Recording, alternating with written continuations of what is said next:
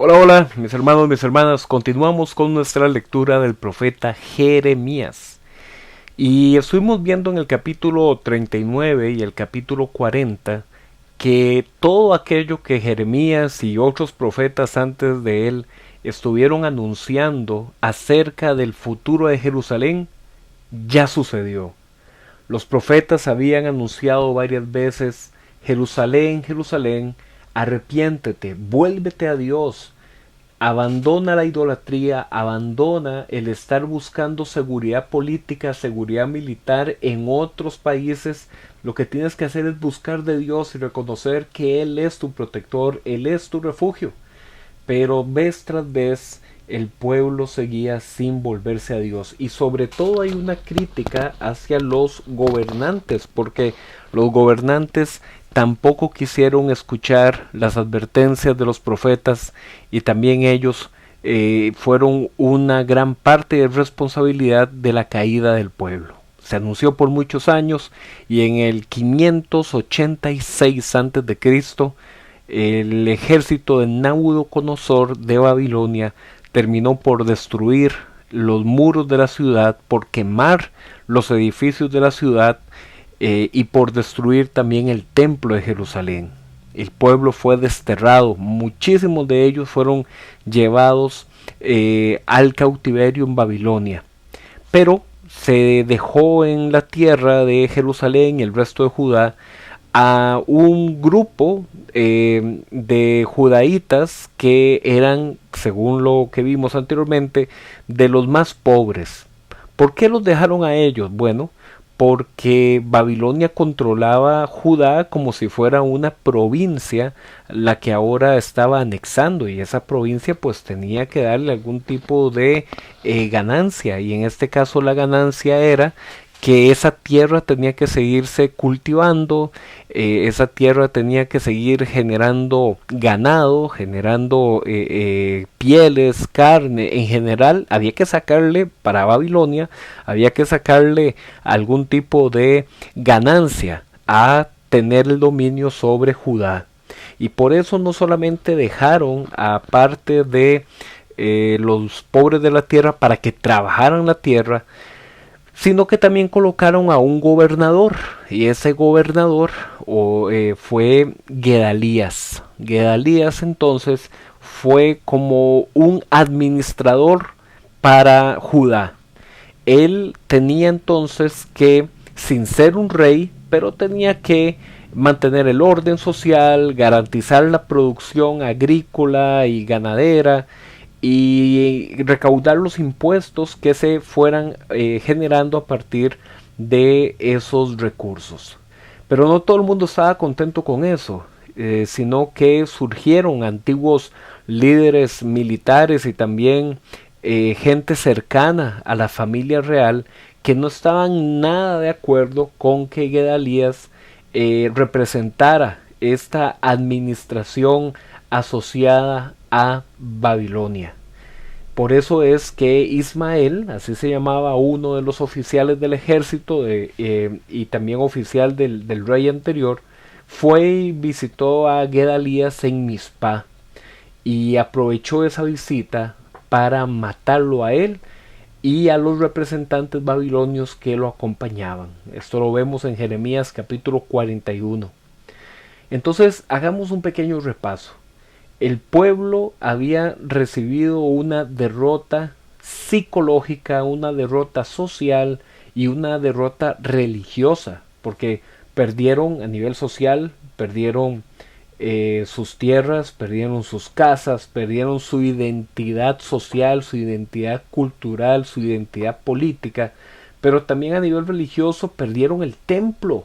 Recordemos que el templo era el centro de la adoración, porque ahí es donde ellos presentaban los sacrificios a Dios. Pues ahora se quedaron también sin templo, pero quedó un remanente. Ese remanente fue este grupo de gente que quedó en Judá, pero quedaron bajo este gobernador Gedalías. Ahora hay otra crisis. ¿Cuál es esta otra crisis? Que a Gedalías lo termina matando uno de los antiguos oficiales del rey, que había en Judá. Estamos hablando por aquí alrededor del año 582, 581 antes de Cristo. Es decir, habían pasado unos 3, 4 años después de la destrucción del templo. ¿Y qué pasó con Jeremías durante toda esa época? Bueno, que Jeremías estaba ahí junto con el pueblo, él estaba junto con ese remanente que había quedado. Pero los miembros de este remanente del pueblo tenían temor, porque ahora con la muerte de Gedalías, los babilonios podían entonces pensar que este grupo de remanente estaba queriendo sacudirse y rebelarse del dominio de los babilonios, y ellos lo que podían hacer era ir y buscarlos y aniquilar a ese remanente como una venganza por haber matado a este gobernador Gedalías. Y entonces se les ocurrió: vayámonos de Judá y vamos a escondernos a Egipto. Esa fue la solución que ellos encontraron. Y en Jeremías capítulo 42 se dice que antes de ir huyendo a Egipto, mandaron a consultarle a Jeremías para que Jeremías le consultara a Dios sobre cuál era la mejor decisión que tenían que tomar. O se iban huyendo de Jerusalén hacia Egipto, o permanecían ahí. Y la palabra del Señor vino y les dijo: vean, si ustedes se quedan en Judá, ustedes van a ser plantados como un pueblo.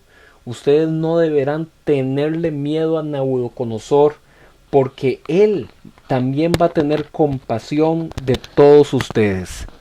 Pero si desobedecen la palabra del Señor y en lugar de quedarse en Judá se van para Egipto pensando que ahí van a vivir lejos de la guerra, más bien en Egipto ustedes van a ser alcanzados por el hambre, por la guerra y por la plaga.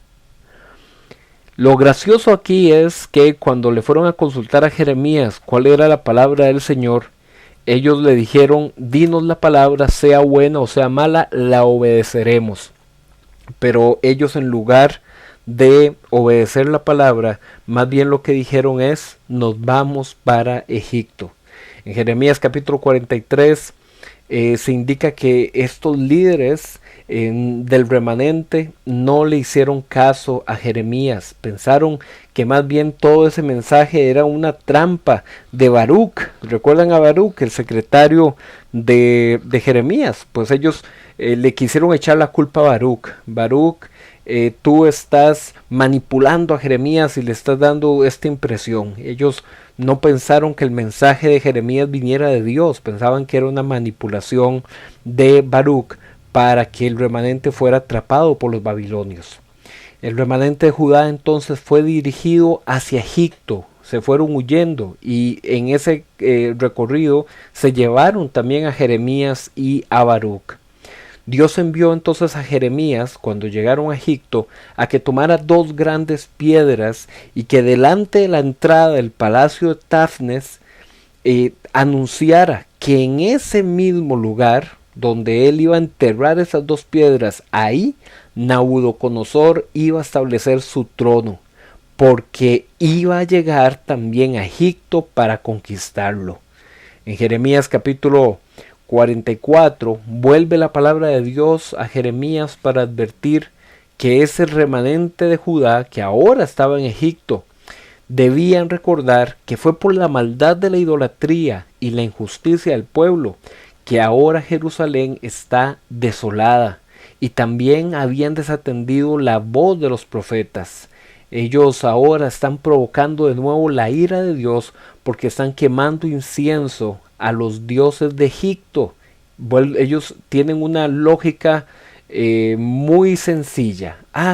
Antes, cuando estábamos en Judá, teníamos la tierra, teníamos las casas y teníamos el templo. ¿Por qué lo teníamos? Porque quemábamos incienso a los ídolos. Entonces hay que volver a hacerlo. Entonces vean que fue el remanente, pero ese remanente, a pesar de que vio la manifestación del juicio de Dios, no tuvieron una transformación en su corazón. Siguieron siendo pecadores porque se apartaron de Dios. Y esto es sumamente interesante que hagamos el contraste. No por ser testigos del juicio venidero va a generar eso una transformación de forma directa. Ellos seguían corruptos en su corazón. Por esa falta de arrepentimiento, este remanente será arrasado junto con Egipto, porque caerán en manos de los enemigos de los babilonios. Y así sabrán que el Señor sí cumple su palabra, porque solo unos pocos van a sobrevivir. ¿Quiénes? Los que logren escapar de Egipto a Judá.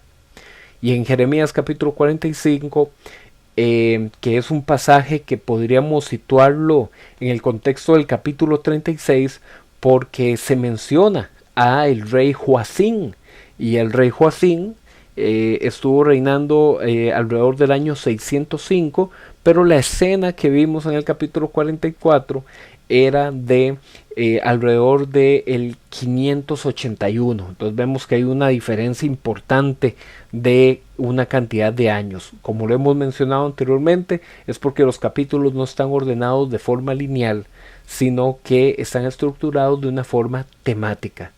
En este capítulo 45, Jeremías le anuncia a Baruch que él conservará la vida en medio de la calamidad que vendrá sobre el pueblo. Cerramos así por hoy. Continuamos mañana con Jeremías. Ya casi nos estamos acercando al final de este libro. Nos vemos.